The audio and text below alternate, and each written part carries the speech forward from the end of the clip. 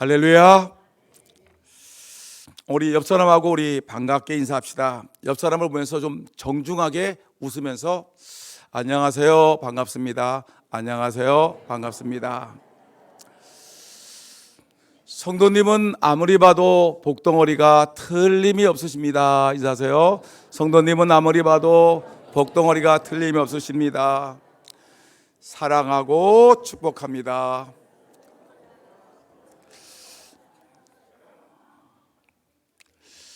우리 복덩어리 성도 여러분, 이솝 우화를 읽어보셨지요?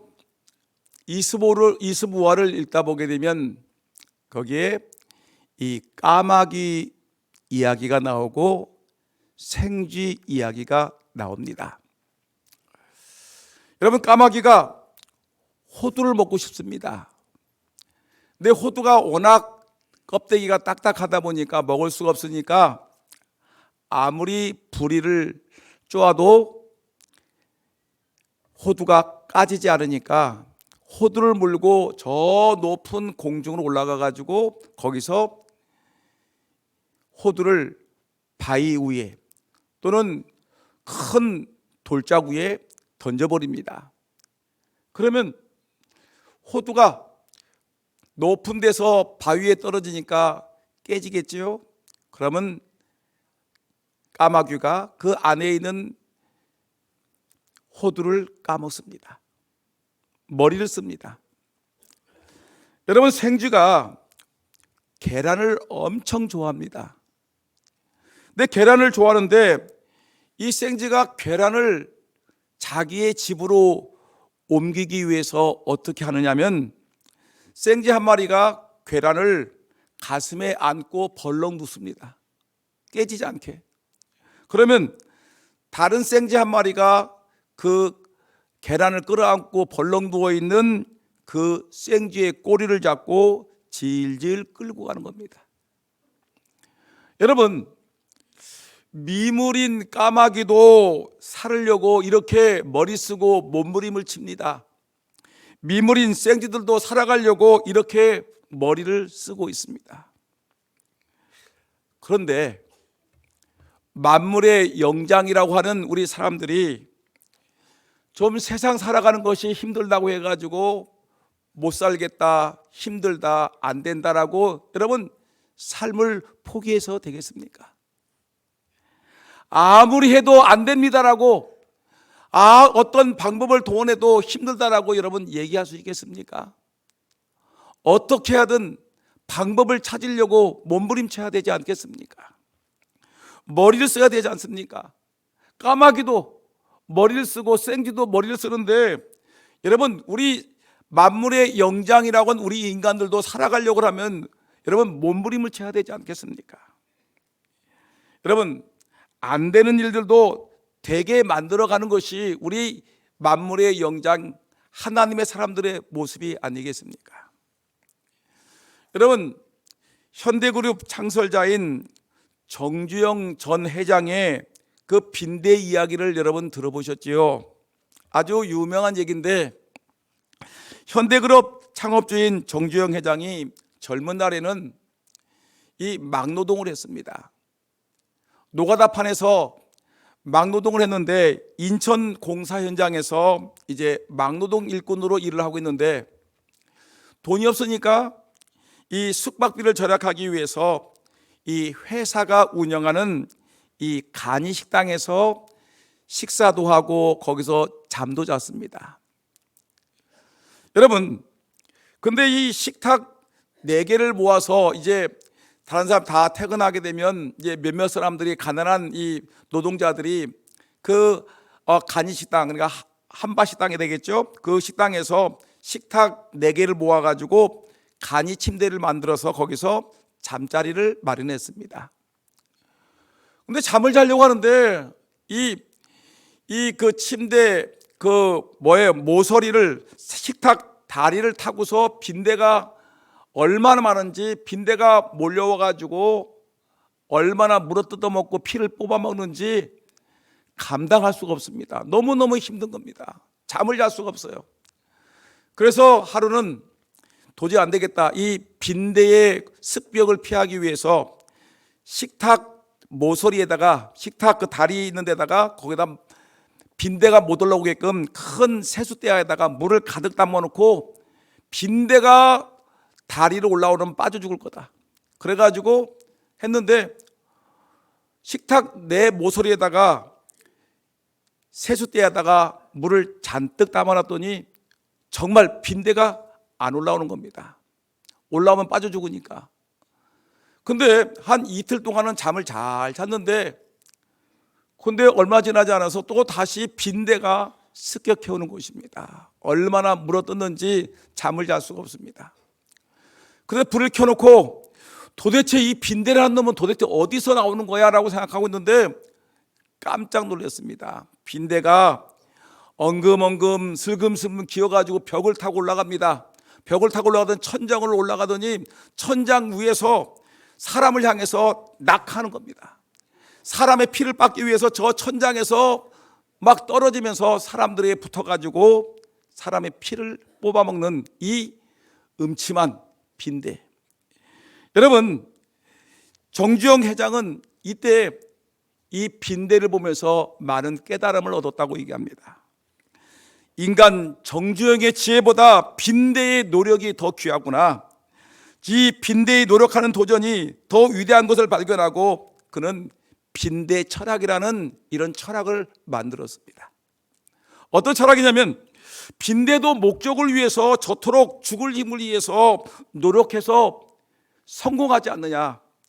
인간도 죽을 힘을 다해서 노력을 쏟아붓는다면 이루지 못할 일이 없다. 미물인 빈대도 이렇게 머리를 써서 사람의 피를 빨아먹으려고 하는데, 아니 살아가려고 몸부림치는데 하물며 만물의 영장인 사람이 하는 일에 못할 수 있겠는가? 못할 일이 없을 것이다 라고 생각을 하면서 안 되면 되게 하라는 이런 도전 정신으로 살아가는 것이 정주영 회장이 만든 빈대 철학이라는 것입니다. 여러분, 정주영 회장은 그의 자서전에서 이렇게 얘기했습니다. 나는 지금도 어려운 일을 부딪히면 빈대의 노력을 상기한다라고 얘기를 했습니다. 여러분, 예수님도 말씀하셨죠. 마태복음 11장 12절 말씀 보게 되면 예수님이 말씀하기를 세례 요한 때부터 지금까지 천국은 침노를 당하나니 침노하는 자는 빼앗느니라. 어떤 일을 이루기 위해서 악착같이 머리 쓰고 악착같이 대들고 악착같이 무엇인가 해보려고 몸부림치는 사람은 살지만 힘들다, 못한다, 안 된다, 어려워라고 낙심하고 절망하는 사람들은 아무것도 할 수 없어요. 천국에 침노하는 자가 들어가는데 가만히 앉아가지고 못합니다라고 있으면 무엇을 할 수 있겠느냐는 것입니다. 하나님의 사람들이, 만물의 영장이, 하나님의 위대한 백성들이 못합니다, 안 된다라고 얘기하면 안 된다는 것입니다. 사랑하는 우리 금산장로의 성도 여러분, 까마귀도 생쥐도 빈대도 이렇게 머리를 쓰면서 살아가려고 몸부림치고 있는데, 근데 나는 아무리 머리를 써도 안 된다고 이런 포기하는 분 계십니까? 목사님, 저는 아무것도 할 수 없습니다, 안 됩니다, 못합니다, 나의 꿈은 많이 있지만, 내 소원은 많이 있지만, 내 기도 제목은 많이 있지만 내 노력을 가지고 안 돼요, 못해요, 할 수 없어요 라고 하는 분들이 계십니까? 여러분, 이렇게 포기하고 싶은 마음이 있는 분들에게 오늘 마지막으로 성경에서 말씀하시는 이 방법을 여러분 강구해 보시기 바라겠습니다. 지금까지 여러 가지 방법을 다 동원해 봤지만 할 수 없었다, 이전까지 내가 수고를 다 해봤지만 결국은 절망할 수밖에 없다고 하시는 분들은 마지막으로 성경에서 말씀하시는 이 성경의 방법을 한번 이용해 보시기 바랍니다. 무엇이냐면 오늘 성경에서 뭐라고 하느냐면 하나님이 도와주시면 된다는 것입니다. 인간의 힘을 가지고 하려고 하지 말고 이제는 하나님께 맡겨라. 하나님이 도와주시면 된다라는 것을 우리에게 말씀하고 있는 것입니다. 하나님이 함께 해주시면 얼마든지 할 수 있지 않습니까? 못할 일이 어디에 있겠습니까? 여러분, 근데 하나님이 하나님의 도움을 받으려면 어떻게 해야 되냐면 뭐 여러 가지가 있겠지만 가장 중요한 것이 하나님의 도움을 받으려면 하나님 앞에 기도하는 것밖에 없습니다. 기도하라. 여러분, 우리가 찬양할 때 이런 가사가 있죠. 기도할 수 있는데 왜 걱정하십니까? 기도할 수 있는데 왜 염려하십니까? 라는 이런 찬양 가사가 있지 않습니까? 여러분, 기도할 수가 있는데, 하나님의 도움 받을 수 있는 기도의 통로가 있는데 왜 포기하십니까? 왜 절망하십니까? 왜 안 된다고 얘기하십니까? 여러분, 이렇게 기도해야 되는데, 기도할 수 있는데 왜 안 하십니까? 라고 얘기하게 되면 종종 여러분들이 말하기를, 목사님 기도해봤는데요, 기도 안 해본 사람이 어디 있겠습니까? 기도를 얼마나 해야 되는 것입니까? 라고 묻는 분들이 얼마나 많습니까? 성도 여러분, 오늘 성경은 오늘 우리에게 말씀하고 있습니다. 오늘 우리에게 말하기를 하나님을 괴롭혀 보라고 얘기했습니다. 도대체 이게 무슨 말이냐면, 여러분, 우리가 어렸을 때 뭐 다른 사람 얘기할 것도 없이 저의 얘기를 들어보면, 저는 어렸을 때 저희 어머니를 괴롭혔습니다. 내가 먹고 싶은 것이 있으면 저희 어머니를 붙잡고 늘어졌습니다. 엄마, 저거 사주세요. 안 돼. 사주세요. 안 된다니까. 사주세요. 하고 막 울고 막 뒹굴고 떼기장을 쓰게 되면 저희 어머님이, 여러분, 자식 이기는 부모님이 있습니까? 막 울고 떼기장을 쓰게 되면 우리 어머님이 그래 알았다 해가지고 그 제가 먹고 싶은 거 사고 싶은 것을 사주셨습니다. 여러분도 마찬가지 아니겠습니까? 여러분, 이 부모님을 괴롭히는 겁니다. 괴롭히면 쉽게 얘기되면 아주 귀찮게 하는 겁니다. 귀찮게 괴롭게 해드리면은 부모님이 때로는 짜증을 내기도 하고, 때로는 부모님께 싫어하기도 하고, 때로는 몽둥이로 두들겨 맞을 수도 있겠지만, 그렇지만 여러분, 우리 부모님을 괴롭히게 되면 우리 부모님께서 거반 모든 것을 다 이루어졌던 것을 기억할 수 있습니다. 오늘 예수님께서 우리에게 이런 비유를 말씀하셨습니다. 어떤 비유를 말하냐면, 오늘 여러분들과 제가 읽었던 누가복음 18장 1절에서 8절 말씀을 읽어보게 되면 어떤 내용이냐면, 예수님이 비유로 말씀하시기를 우리가 항상 기도하고 낙심하지 말아야 될 것을 비유로 예수님이 설명하셨습니다. 어떤 도시에 아주 불의한 재판관이 있었단다. 그 재판관은 아주 못된 놈인데, 그 재판관은 하나님도 무시해버리고 사람도 무시해버리고 자기 하고 싶은 대로 하는 이 재판관, 그래서 예수님이 말하기를 불의한 재판관이다라고 했습니다. 근데 이 불의한 재판관에게 한 과부가 찾아왔습니다. 이 과부는 살아가면서 너무나 억울한 일을 당해서 원통한 일을 만나가지고 재판관에게 요청을 했습니다. 재판관님, 내가 너무나 억울한 일을 당했어요. 너무나 힘든 일을 당하고 너무 괴로운 일을 당하는데 재판관님께서 내 이 원한을 풀어주십시오. 내 억울한 일을 해결해 달라고 이 재판장에게 눈물을 흘리면서 요청을 했습니다. 근데 성경은 말하기를 이 재판관이 어떤 사람이냐, 4절 중반절과 5절 말씀 보니까 내가 하나님을 두려워하지 아니하고 사람을 무시하나 이 과부가 나를 번거롭게 하니 내가 그 원한을 풀어주리라. 그렇지 않으면 늘 와서 나를 괴롭게 하리라. 여러분, 이 재판관이 나는 하나님도 무서워하지 아니하고 사람도 무서워하지 않은 아주 나는 대단한 나는 재판관인데, 그런데 내 이 여인의 이 문제는 내가 들어주지 않을 수가 없겠다라고 얘기하는데, 왜 그러냐면 이 여자가 과부가 너무 힘들으니까 매일 아침마다 재판관님, 내 원한을 풀어주십시오라고 요청을 합니다. 출근하기 전에 집 앞에 서가지고 도와주세요. 출근할 때 따라다니면서 도와주세요.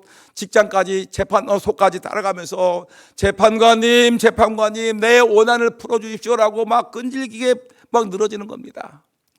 재판관이 식사로 나오게 되면 쫓아가가지고 재판관님 내가 억울한 일을 당했으니까 내 억울한 원통한 일을 풀어주십시오라고 끝까지 막 물고 늘어지는 겁니다. 퇴근할 때도 쫓아와가지고 집 앞에까지 가가지고 재판관님 내가 너무나 억울한 일 당했고 내가 속상한 일 당하고 원통한 일 당했으니 재판관님이 풀어주지 않으면 누가 풀어주겠습니까 하면서 날마다 재판관에게 소리를 지르고 기도를 하고 외원을 합니다.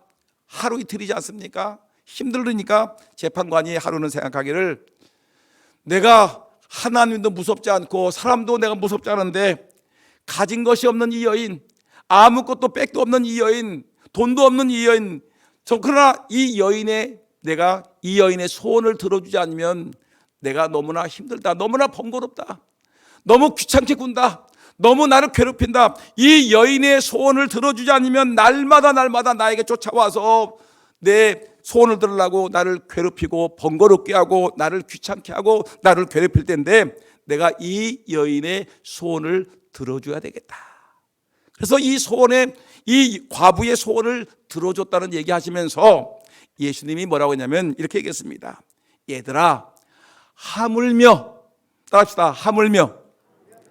여러분, 불의한 재판관도 아무것도 가진 것이 없는 이 과부의 억울한 사정을 들어줬는데 하물며 좋으신 하나님께서 우리를 아들과 딸로 삼아주신 그 하나님께 우리가 부르짖어 기도하면, 끈질기게 낙심하지 말고 하나님을 괴롭히며 기도하면은 매일매일 하나님께 나와서 부르짖고 기도하게 되면 좋으신 하나님께서 우리의 기도를 들어주지 않겠느냐, 하나님께서 들어주실 것이다라고 우리에게 분명히 말씀하고 있는 것입니다.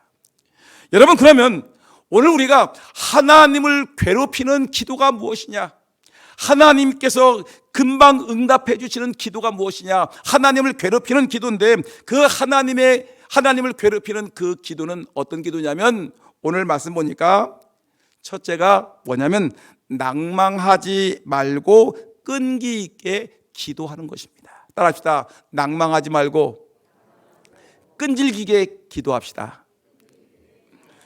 오늘 본문 1절 말씀 보게 되면 항상 기도하고 낙심하지 말아야 할 것을 비유로 말씀하여 이르시되, 오늘 이 비유를 말씀하신 그 근본적인 이유는 뭐냐면 항상 기도하고 낙심하지 말면서 끈질기게 기도하라는 것이 오늘 이 비유의 목적인 것입니다. 여러분, 기도하고 한두 번 기도하고 하나님은 내 기도 안 들어주네, 한두 달 기도하고서 하나님은 내 기도를 외면하시네, 2년 기도하고서 아이고 나는 기도가 응답이 안 되는가 봐, 나는 믿음이 없는가 봐 하면서 낙심하고 포기하지 않습니까? 근데 성경은 말하기를 끈질기게 낙심하지 말고 끈질기게 기도해야 될 것을 우리에게 말씀하고 있는 것입니다.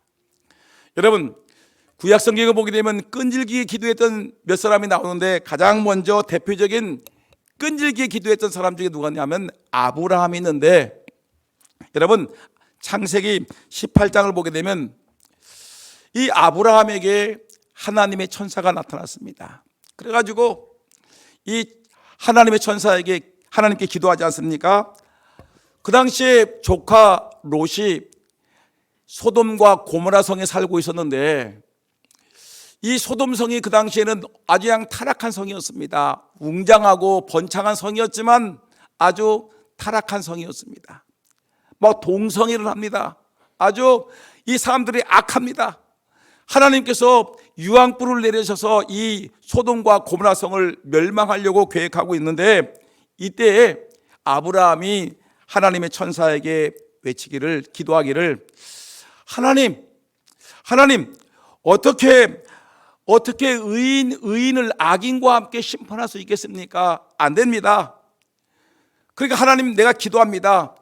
아브라함이 기도하기를 하나님, 소돔성과 고모라 성에 의인 50명이 있으면 그 성을 멸망시키지 않기를 바랍니다 했더니, 기도했더니 하나님이 응답하시기를 그래 아브라함아, 소돔성과 고모라 성에 의인 50명만 있으면 내가 그 성을 멸망하지 않겠노라 하나님이 말씀하셨습니다. 근데 아브라함이 기도하다 보니까 이거 가만히 보니까 50명이 아니라 한 5명이 부족한 것 같아서 하나님 다시 기도할게요 하면서 45명만 있으면 불로 멸망하지 않겠습니까?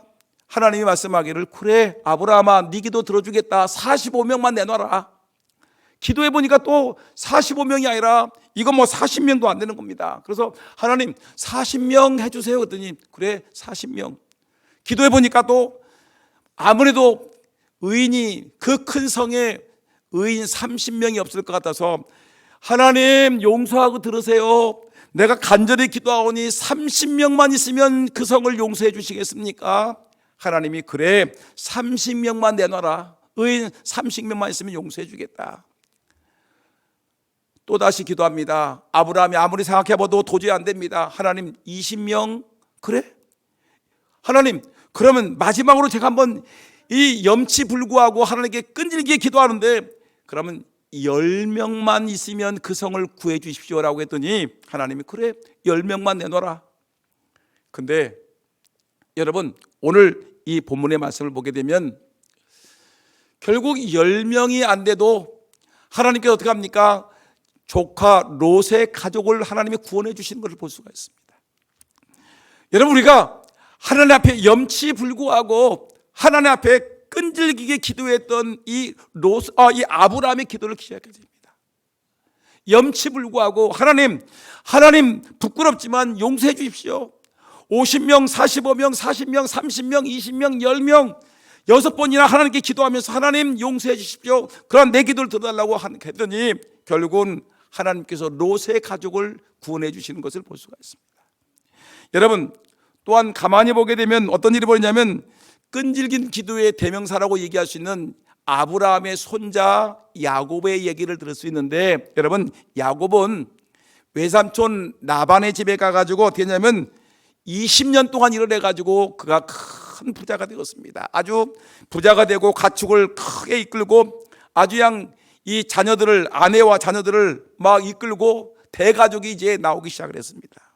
근데 이제 외삼촌 라반의 집을 떠나서 고향집을 가는데 큰 문제가 생겼는데 뭐냐면 예전에 20년 전에 형 에서가 있는데 에서의 축복권을 뺏어가지고 자기가 축복권을 빼앗아가지고 도망왔는데 근데 그 형이 에서가 소식을 듣다니 400명의 군사를 이끌고 자기를 잡으러 온다는 소식을 들은 것입니다.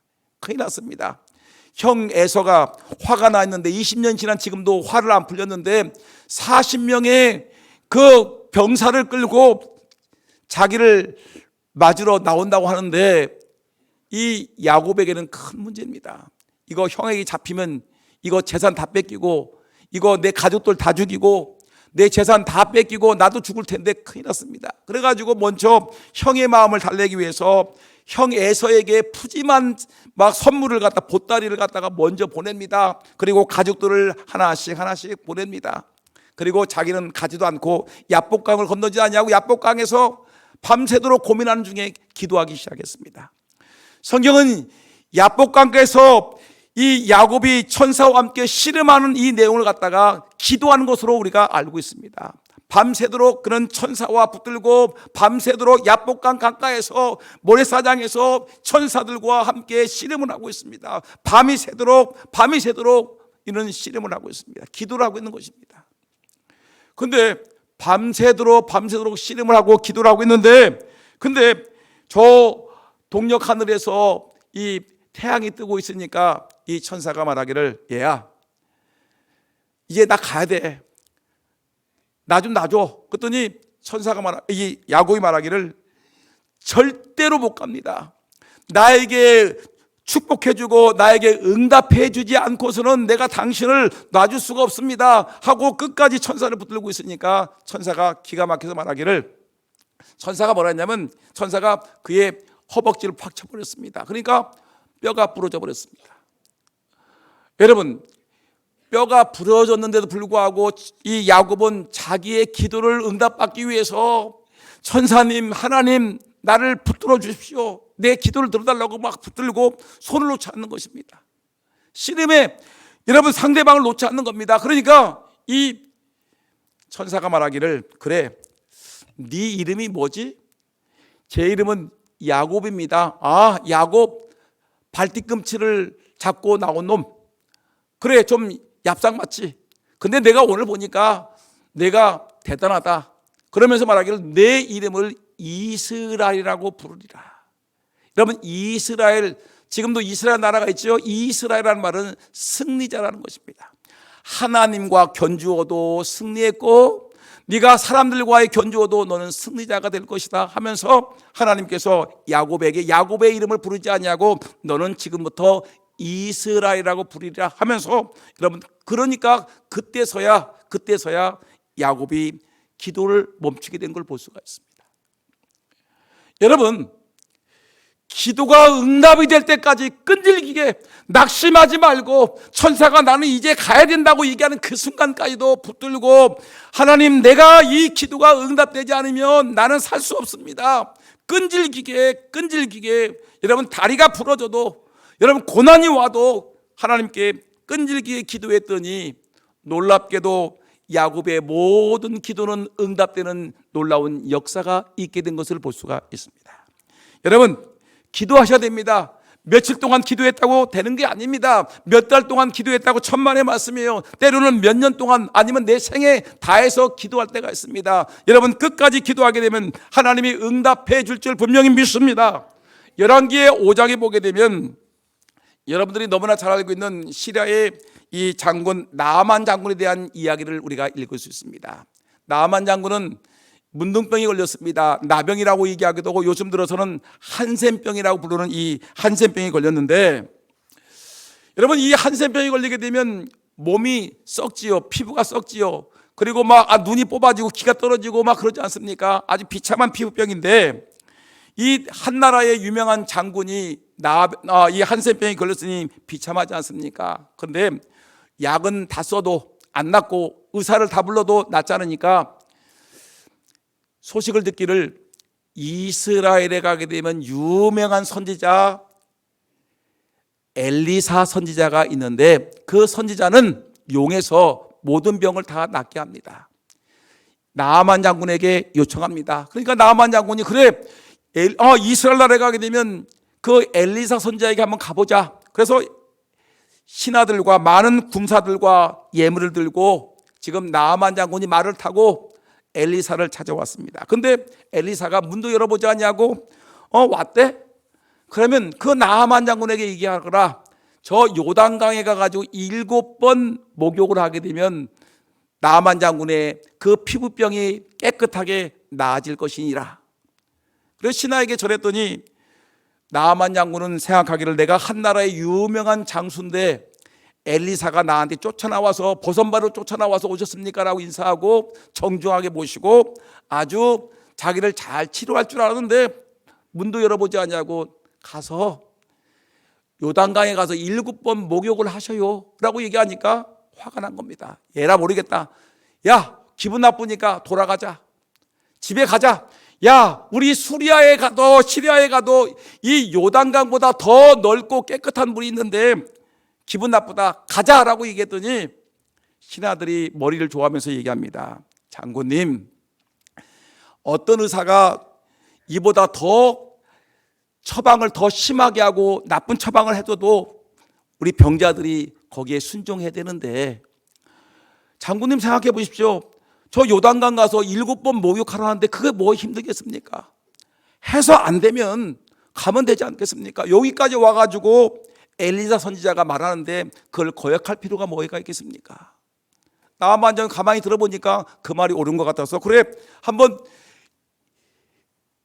요단강에 가서 7번 씻어보자. 한 번 들어갔습니다. 아무런 증상이 나아지지 않습니다. 2번 들어갔는데도 낫지 않습니다. 3번 초조하지 않습니까? 4번 전혀 이상이 없습니다.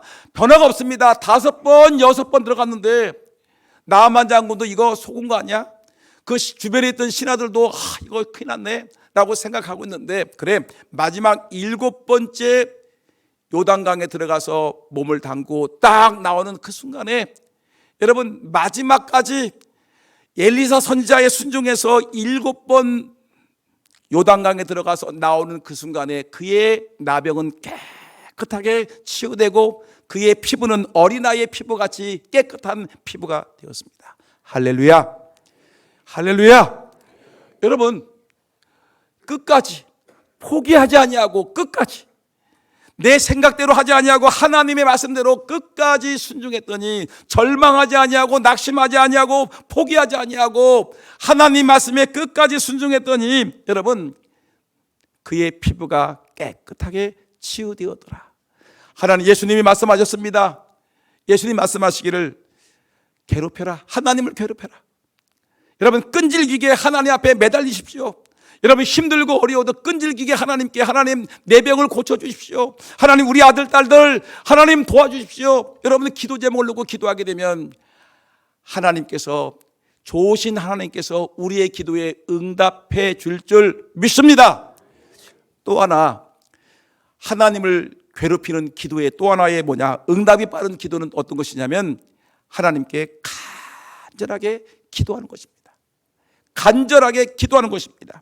오늘 본문 말씀 보니까 이 여인이 이 과부가 불의한 재판관에게 어떻게 합니까? 밤낮 부르짖었어요. 밤낮 아침에도 도와주세요. 점심에도 도와주세요. 한밤중에도 재판관님 저를 도와주세요. 밤낮 부르짖었더니 이 불의한 재판관이 이 여인을 도와주지 않으면 내가 번거로워서 내가 너무너무 괴로워서 못 살겠다. 이 여인을 도와줘야 되겠다 해서 들어줬는데 불의한 재판관 들어줬는데 좋으신 하나님께서 들어주지 않겠느냐.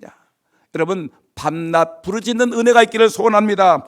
여러분 출애굽기 2장을 보게 되면 이스라엘 백성들이 애굽에서 종살이 하는데 너무너무 힘들어요. 너무너무 살기가 힘들으니까 너무 고역이 힘들으니까 이들이 하나님께 부르짖어 기도했어요. 부르짖어 기도했더니 하나님이 그 부르짖음을 들으시고 모세를 불러서 홍해 바다를 갈라게 하고 그리고 광야를 거쳐서 이 부르짖어 기도하는 이스라엘 백성들을 가나안 땅으로 인도하셨습니다. 부르짖어 기도했습니다. 여러분 사무엘상 1장을 보게 되면 한나의 기도의 모습이 나오지요. 자녀를 갖지 못해서 눈물바다를 흘렀던 이 한나, 그는 어떻게 했냐면 사무엘상 1장 7절 말씀 보니까 한나가 하나님의 집에 와가지고 얼마나 기도하는지 마음이 괴로워서 여호와께 기도하고 통곡을 하는데 마치 술 취한 여인과 같이 얼굴이 벌거져가지고 하나님께 울부짖고 있습니다. 간절하게 기도하고 있습니다. 제사장이 보기에도 술 취한 것 같을 정도로 여러분 이 여인이 뜨겁게 간절하게 기도하지 않습니까? 그랬더니 그 기도가 끝난 후에 놀랍게도 그는 아들을 낳았으니 그 이름을 사무엘이라 하라. 여러분 하나님이 그 기도를 들어주실 것입니다. 여러분 이 땅에서 가장 간절하게 기도한 사람이 있는데 그 사람이 누구냐면 인간이신 예수님이 간절하게 기도했는데 내일이면 그 골고다 언덕에서 십자가를 지고 예수님이 돌아가실 것인데 십자가의 고난을 당할 텐데 그 전날 밤 겟세마네 동산에 올라가서 기도합니다. 하나님 이 잔을 내게서 피하게 하옵소서. 누가복음 22장에 보니까 아버지여 만일 아버지의 뜻이거든 이 잔을 내게서 옮기시옵소서. 그러나 내 원대로 마시옵고 아버지의 원대로 되기를 원하나이다. 자기가 십자가를 지는 문제를 놓고 하나님께 간절하게 기도합니다. 부르짖어 기도합니다. 그런데 기도하는데 44절 말씀 보니까 얼마나 간절히 기도했는지 44절에 보니까 예수께서 힘쓰고 애써 더욱 간절히 기도하신다 합시다. 힘쓰고 어떻게 해요? 애써 간절히 기도하더니 힘쓰고 애써 간절히 기도하더니 땀방울이 뭐가 됐습니까? 떨어지는데 핏방울같이 되더라. 땀이 땅에 떨어지는데 핏방울같이 여러분 되는 놀라운 여러분 간절히 기도했어요. 간절히 기도했어요. 힘쓰고 애써서 간절히 기도했더니 그 기도가 여러분 우리 하나님 앞에 연락되어서 이 예수님의 마음을 다스려 주셨고 예수님께서 우리를 위해서 십자가를 지고 간다고 이제 다 되었다. 다 이루었다. 주님께서 십자가를 지시는 놀라운 역사를 보고 있지 않습니까? 여러분 금년 한 해가 다 가기 전에 여러분들 기도 제목이 있죠. 여러분 기도 제목을 놓고 기도해서 여러분의 건강을 위해서 여러분 자녀를 위해서 여러분들의 삶의 기도 제목을 놓고 하나님 앞에 간절히 기도해서 낙심하지 말고 간절히 기도해서 여러분의 기도가 응답받는 그런 은혜가 있기를 소원합니다. 이제 저는 말씀을 마치려고 합니다. 말씀을 마치면서 우리 교단의 유명한 총회장 목사님이 계신데 그 목사님이 누구냐면 이 길자연 목사님이라는 이 길씨예요. 길씨. 우리 집에 길씨가 많은데 길자연 목사님이라는 분이 있는데 이분은 서울 왕성교회 원로 목사님이시고 우리 교단의 총회장을 지내셨고 한국 기독교 청년협회 이 총회장을 지냈던 아주 유명한 길자연 목사님, 지금도 살아계십니다. 근데 이분이 아버지가 위중하셨습니다. 아직도 살아날 날이 많은데 아버지가 병원에서 이 판정하기를 아버지 장례를 준비하셔야 되겠습니다라고 이런 사망 판정이 나오는 것입니다. 근데 이 목사님이 그 말을 듣는 순간에 마음에 들지 않았습니다. 의사의 판정이 마음에 들지 않았습니다. 아니, 성경 말씀에는 히스기야 임금님은 하나님께 기도해서 15년의 생명을 연장받았는데 내가 의사의 말을 들을 것이 아니라 내가 하나님께 기도해서 우리 아버지의 수명을 하나님께 연장시켜달라고 내가 기도해야 되겠다라고 마음속에 확신이 들기 시작했습니다. 그래서 다른 가족들은 어떻게 합니까? 라고 하는데 길자의 목사님은 그 즉시 담요 한 장 들고 성경책 하나 들고 그 도봉산으로 올라가서 기도하기 시작을 했습니다. 거기서 길자의 목사님은 담요 한 장을 둘러쓰고 바위 위에 앉아서 비를 맞으면서 간절히 하나님께 부르짖어 기도했습니다. 하나님, 히스기야 임금님은 죽을 병에 걸려서 기도했더니 15년 생명을 연장시켜 줬는데 하나님, 우리 아버님도 하나님 아버지 이거 죽을 병이라고 하는데 하나님, 우리 아버님의 생명을 연장시켜 줘서 15년 더 연장시켜 주어서 하나님께 눈물을 흘리며 밤을 새우며 기도를 했습니다.